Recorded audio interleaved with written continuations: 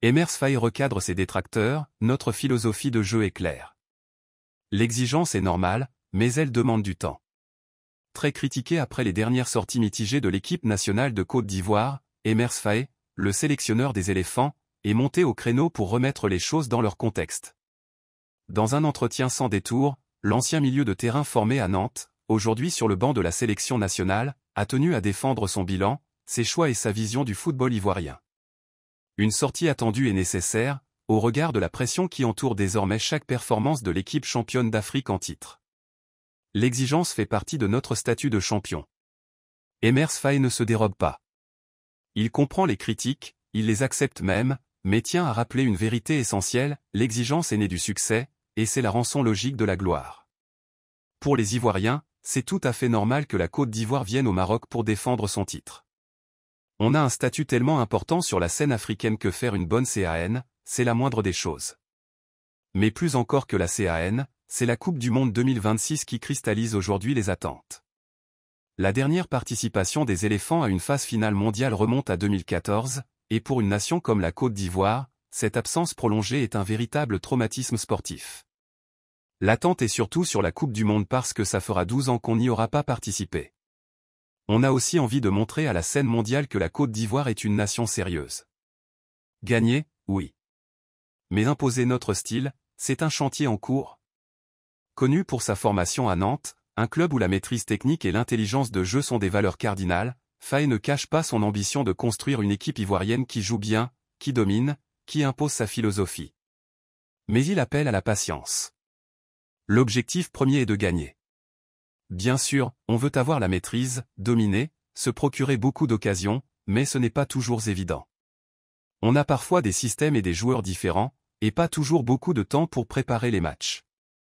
Lui qui a pris les rênes de l'équipe dans un contexte complexe, en plein tournoi, en pleine urgence, avec la nécessité immédiate de redresser la barre lors de la CAN 2024, plaide pour une approche méthodique et durable. Il ne s'agit pas de tout révolutionner en quelques semaines, mais de poser les fondations solides pour un projet de jeu cohérent. Ça fait partie de nos objectifs d'avoir un football spectaculaire, mais il faudra que ça prenne du temps.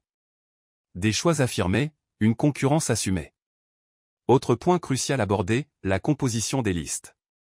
Ces derniers mois, plusieurs décisions de Faé ont suscité des débats. Absence, nouvelle tête, rotation. Certains y ont vu un manque de constance. Lui, y voit une stratégie claire.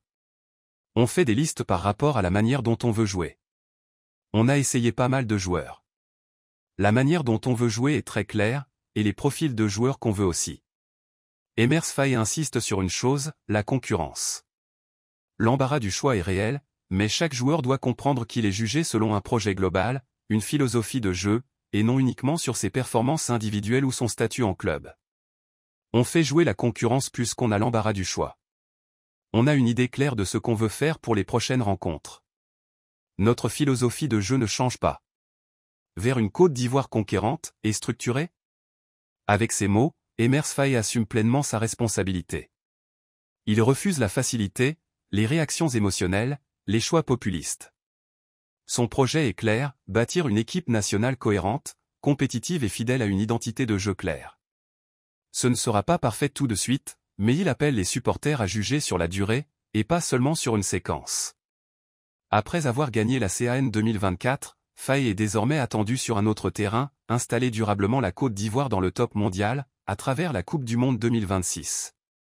Pour cela, il devra non seulement confirmer sportivement, mais aussi gagner la bataille de l'opinion. Et cela passe par plus de transparence, de communication, mais surtout, de résultats. Et vous? Pensez-vous qu'Emers Faé est l'homme de la situation pour mener les éléphants au Mondial 2026? Le style de jeu prime-t-il sur l'efficacité? Les jeunes appelés sont-ils à la hauteur des attentes? Dites-le en commentaire. Abonnez-vous à notre chaîne pour ne rien rater de l'actualité des sélections africaines, des talents émergents et des grands enjeux du foot continental.